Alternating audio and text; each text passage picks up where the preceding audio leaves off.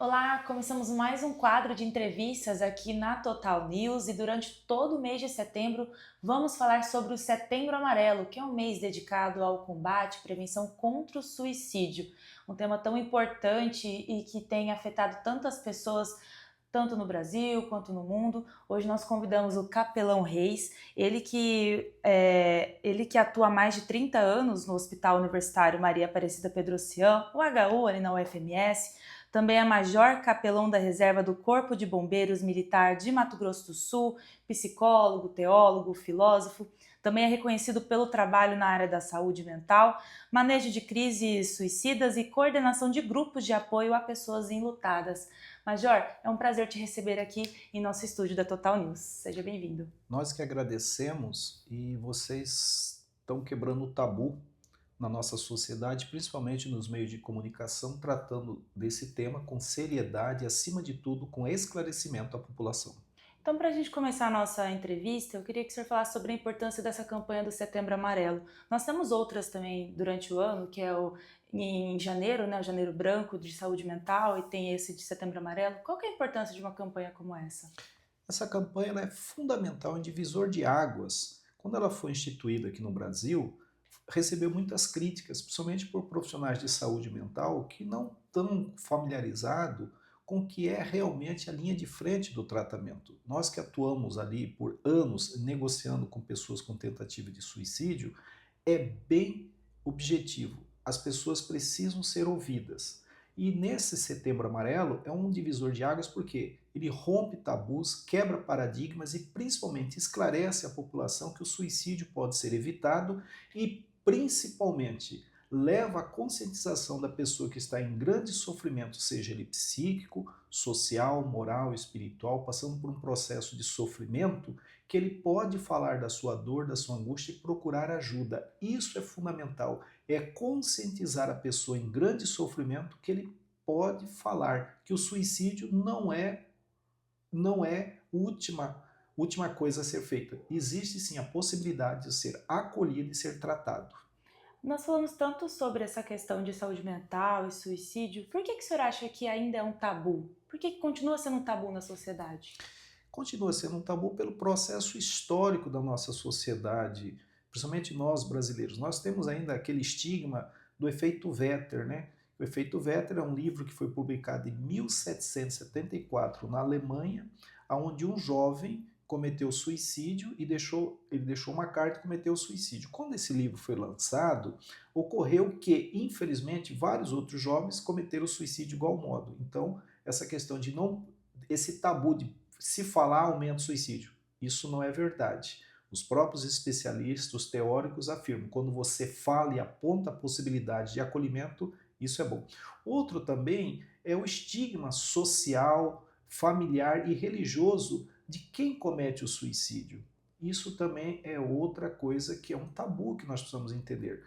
Infelizmente, a sociedade precisa entender que quem comete suicídio ou pensa em cometer suicídio ou está tentando ou tentou suicídio, ele está em grande sofrimento. E a depressão é a doença de base. E esse estigma, infelizmente, leva a pessoa a não falar abertamente da sua dor, do seu sofrimento e fica isolado, sofrendo. Por quê? Porque tem medo de falar e ser condenado e julgado. Tem um perfil, assim, dessas pessoas que são suicidas, assim, tipo, tem um perfil, assim, de jovem, ou é mais criança, ou é mais idoso, nesses atendimentos que o senhor tem feito? Não existe um perfil, mas existe uma doença de base, que é a depressão, vergonha, medo, isolamento, violência e, acima de tudo, falta de diálogo. A condenação, o julgamento social da família, da religião, leva a pessoa a não falar abertamente da sua dor.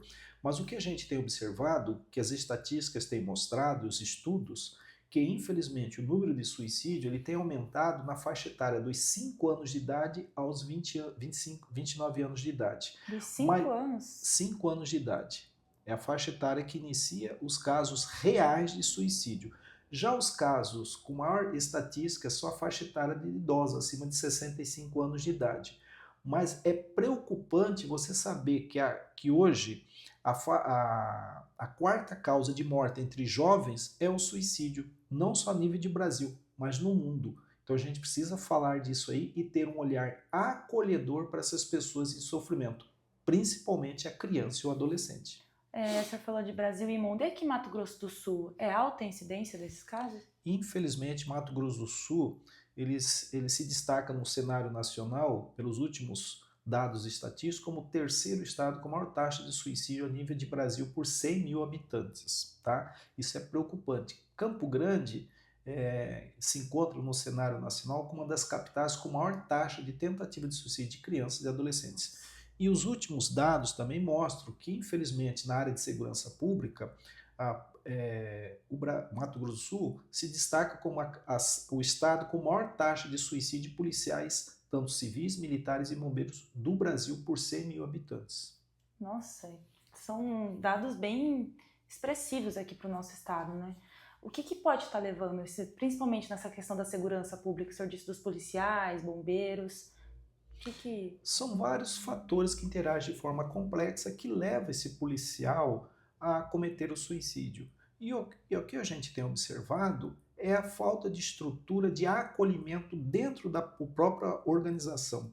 A Polícia Militar, a Secretaria de Segurança Pública aqui de Mato Grosso do Sul, criou um núcleo de estudo e acolhimento, né? Que trabalha, que hoje tem um coordenador, o Major Ivan Gibim. Eles têm um grupo de psicólogos, assistentes sociais que estão realizando trabalho tanto na capital como no interior do estado, principalmente na área de fronteira. Mas principalmente isso leva tempo para que este policial, esse profissional da área de segurança pública, possa entender que ele não é um super-homem, ele é uma pessoa, ele ou ela é uma pessoa que passa por sofrimento e angústia e, acima de tudo, ele pode falar da sua dor, ele pode dizer que ele precisa de atendimento.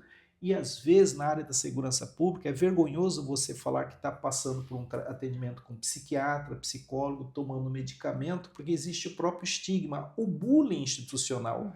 É QBU, é louco, é maluco. Isso inviabiliza a pessoa em sofrimento falar da sua dor. E principalmente lembrar que o seu superior, ele não é o seu carrasco, ele é aquele que vai te ouvir e vai fazer os devidos encaminhamentos para que você possa ser acolhido. Esse é um dos motivos que hoje a Secretaria de Segurança Pública aqui de Mato Grosso do Sul é uma das poucas do Brasil que criou esse núcleo de atendimento às pessoas, principalmente invocando a saúde mental. Muito importante ter esse núcleo aqui, então, no nosso estado. O senhor, capelão, é especialista em manejo de crise suicida.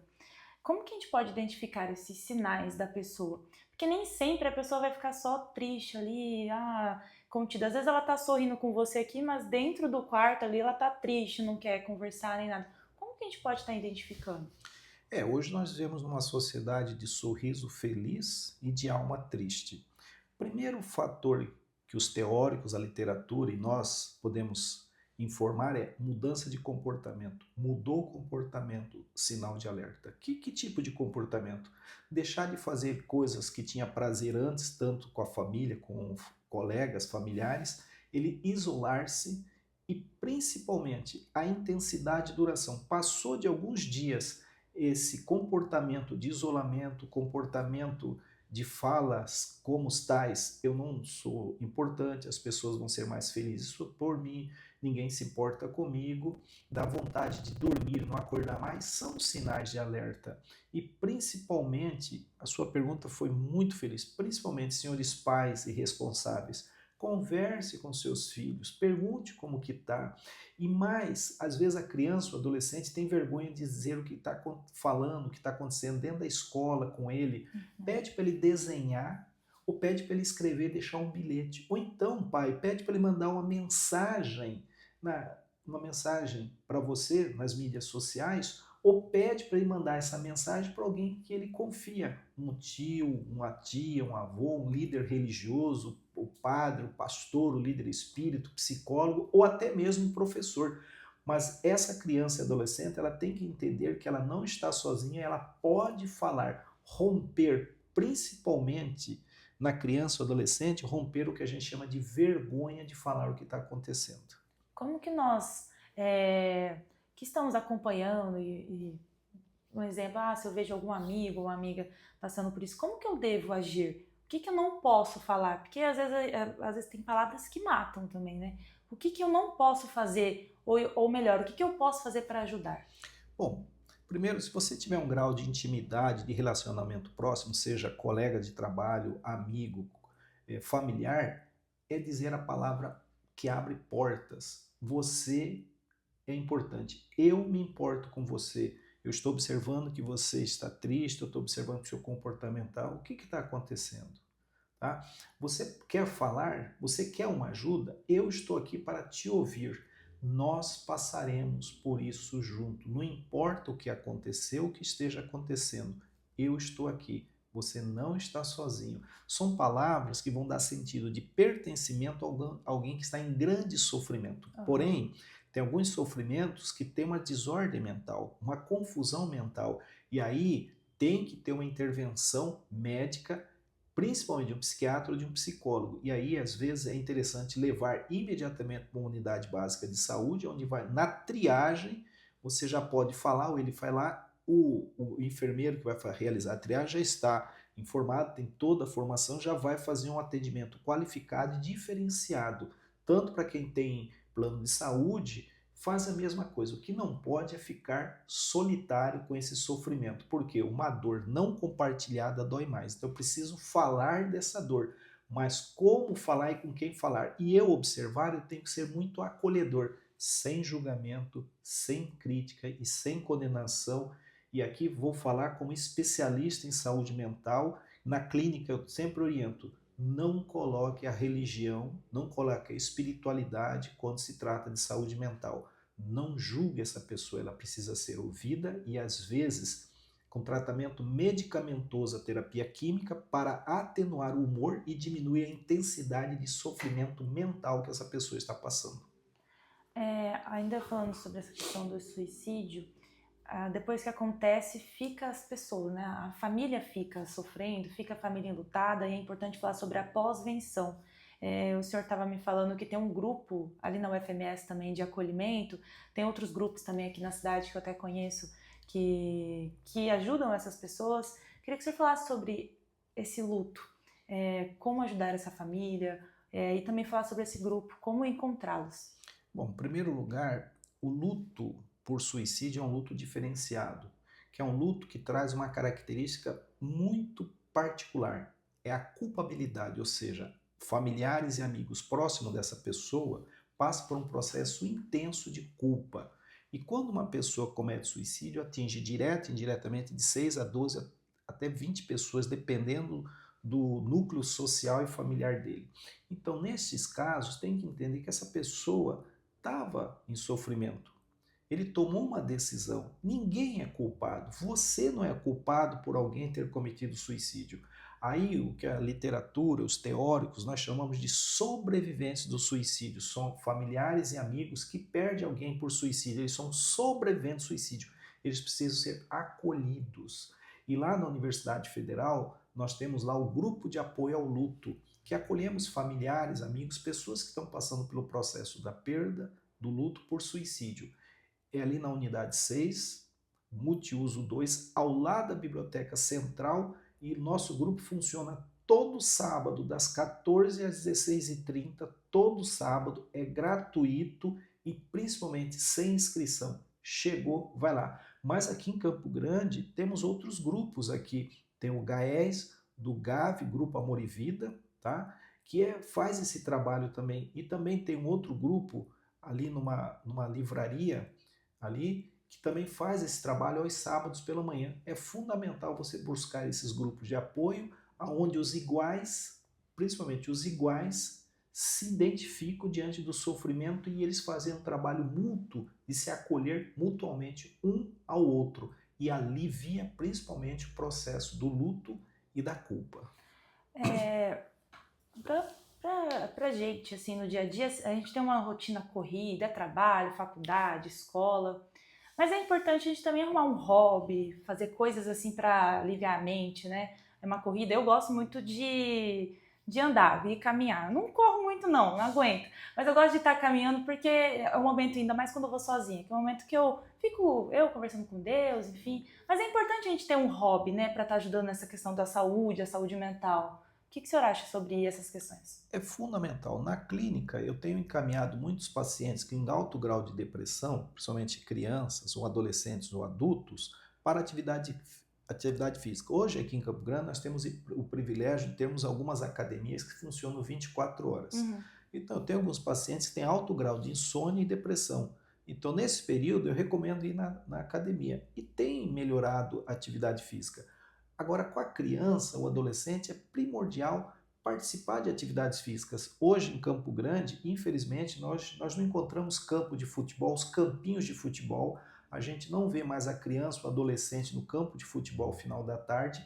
Isso, infelizmente, é algo que altera o Sim, convívio social porque eles estão presos nas telas dos no seus celular, aplicativos, tablet. dos seus aparelhos, dispositivos eletrônicos e tira ele do que a gente chama de convivência social, sentido de pertencimento a grupos. É fundamental participar de atividades físicas, grupos de escotismo, porque o grupo de escotismo, eles começam com crianças, lobinha vai até a sênior. Uhum. Então é todo um processo de desenvolvimento aonde não só a criança, o adolescente participa, mas a família, os pais participam das atividades. Isso é uma integração social, familiar e é muito interessante porque dá sentido de pertencimento a essa criança ou adolescente. Mas a atividade física é fundamental. Outra coisa, infelizmente, é o álcool e drogas. Verdade. O álcool diminui, o álcool e a droga, ele vai aumentar a impulsividade e diminuir a crítica. Pasmem vocês, 25% das pessoas que cometem suicídio estão sob efeito de álcool e droga, aumenta a impulsividade. Então, veja bem, até que ponto você acha que ser maturidade é estar todo sábado bebendo? Até que ponto você vive? Faça uma análise disso. Até que ponto isso não está afetando a sua qualidade de vida e alterando a sua saúde mental? Capelão, então para a gente finalizar aqui, eu queria que o senhor deixasse uma mensagem para quem está assistindo essa entrevista, falando sobre esse Setembro Amarelo, sobre a importância de buscar um apoio também. Sua mensagem final aqui para a gente. A nossa mensagem é principalmente não sofra sozinho. Independente do que está acontecendo, o que aconteceu com a sua vida, lembre-se, isso vai passar. Se a dor foi muito grande, procure, vai ser informado o telefone do Gavi, que atende por telefone aqui, você vai ver daqui a pouco o número aqui. Telefona. Se for grande intensidade, ligue o telefone 193 do Corpo de Bombeiros ou 190 da Polícia Militar. Eles vão te ouvir, não vão te julgar e vão poder te apoiar. Procure um padre, pastor, líder espírita, psicólogo, psiquiatra, mas o que você não pode é carregar a sua dor, seu sofrimento e às vezes a sua vergonha sozinho. Fale dessa dor. Uma dor não compartilhada dói mais. Muito obrigada por seu tempo aqui conosco no Total News, Capelão. E durante todo o mês de setembro, vamos falar então sobre o Setembro Amarelo, vamos conversar com psicólogos, psiquiatras, especialistas no assunto. Então eu te convido a acompanhar as nossas entrevistas, tanto no YouTube, no nosso Instagram e pelo nosso site totalnewsms.com.br. Até a próxima!